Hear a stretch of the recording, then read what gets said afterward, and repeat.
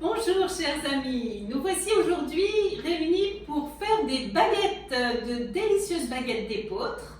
Ce sont des baguettes qu'on peut réaliser également avec de la farine de blé, mais ici vous connaissez les recettes de Saint-Hildegarde, elles sont toujours à base d'épeautre, ce qui est excellent pour la santé. Et ça nous fait des baguettes bien moelleuses dont tout le monde raffolera, y compris les enfants. Pour réaliser cette recette, je vous conseille vivement de regarder ma vidéo sur ma chaîne afin de retrouver toutes les explications par rapport au matériel, aux conditions de température, pour tous les ingrédients. Aujourd'hui, je vais donc démarrer directement ici dans la cuve avec les 500 g de farine d'épeautre 65, les 25 g de levain. On peut mettre également de la levure, un sachet de levure de boulanger, mais je vous conseille le levain, c'est quand même mieux, elles auront plus de tenue.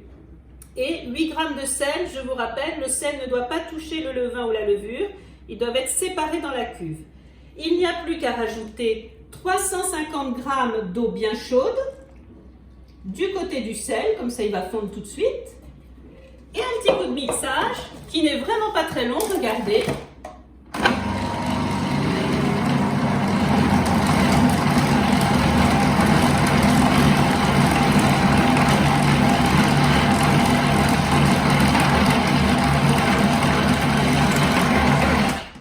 Voilà, vous voyez, c'est vraiment très rapide. On attend environ 1 minute avant de mixer à nouveau.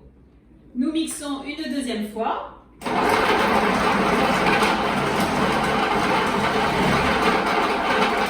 Voilà, c'est encore plus rapide. On sent que la pâte forme une boule. On n'a plus qu'à transvaser. Il nous reste à transvaser la pâte. Alors, c'est une pâte, comme je vous l'avais dit dans la première vidéo, très élastique. Pas de souci, c'est normal. Surtout, ne rajoutez pas de farine. Le pain serait beaucoup trop serré, beaucoup trop dur. Voilà, il y a un petit tour de main à avoir, mais c'est quand même très facile. Voilà. Autour de l'hélice, pareil. On dégage bien toute la pâte.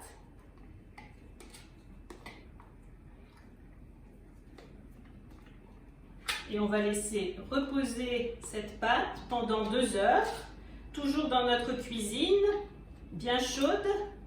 L'idéal c'est 22 degrés, on monte un peu le chauffage, ou au pire on allume le four pour qu'il fasse bien chaud dans la pièce. On n'a plus qu'à recouvrir d'un torchon. À tout à l'heure. Et bien voilà, au bout de 2 heures à peine, notre pâte est bien levée, plus que doublée de volume.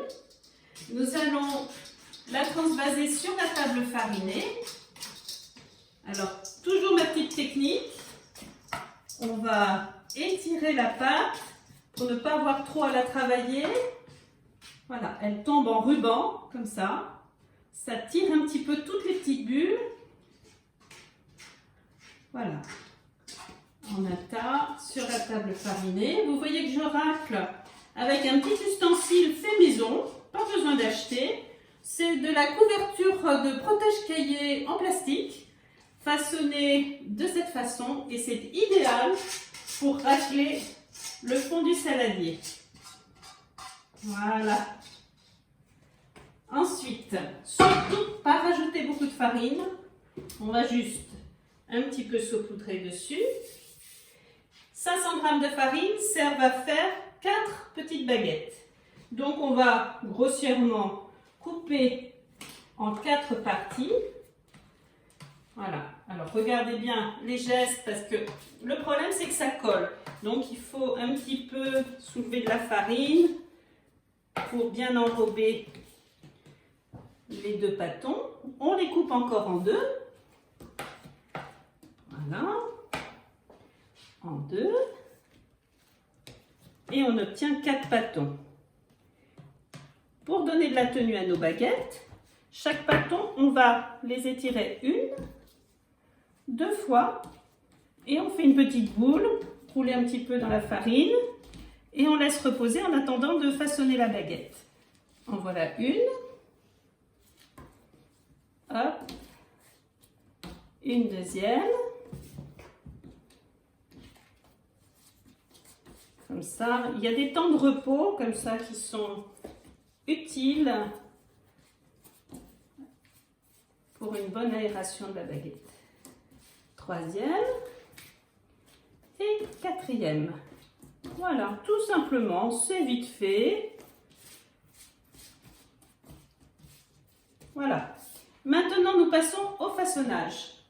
Donc, on reprend un des pâtons. On en fait, on aplatit un petit peu, mais pas trop, un petit rectangle. Et on va plier au milieu, quelques trous avec le doigt. On plie l'autre côté, quelques trous avec le doigt. Dans ma main farinée, je la passe au milieu pour aplatir. C'est un peu la colonne vertébrale de votre baguette. Et on replie et on soude bien jusqu'au bout. Il ne doit pas y avoir de petits trous. Il faut bien souder jusqu'au bout. Voilà. Ça colle un peu mais sans trop. On farine avant de la rouler. Et là, très légèrement, hein, sans écraser, on l'étire et on la roule. Et on la pose sur la plaque du four avec la couture, le pli en dessous. Voilà, la première baguette, toujours sur du papier sulfurisé. Vous voyez, je réutilise même le même plusieurs fois, c'est écolo. Et voilà, on va faire les 4 baguettes et on va les laisser lever pendant 3/4 d'heure, 1 heure, pas plus. Notre four a été préchauffé à 250 degrés. Il faut vraiment une température très chaude, un four bien chaud pour saisir les baguettes. Au bout d'1 heure, elles ont largement doublé de volume. Il va falloir les entailler avec une lame de rasoir. On y va bien net, sans les écraser. Ça se fait tout seul avec une lame de rasoir. C'est mieux que le couteau, je trouve.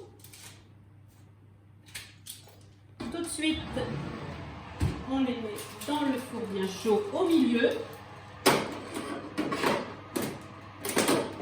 N'oubliez pas de pulvériser de l'eau largement dans le four pour une belle croûte.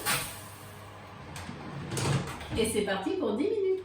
10 minutes plus tard, nos baguettes magnifiques sont prêtes.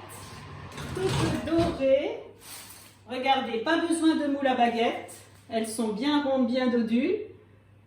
Il n'y a plus qu'à déguster. Vous pouvez en congeler pour en avoir d'avance. Alors, pour ne pas manquer les prochaines vidéos, n'oubliez pas de vous abonner.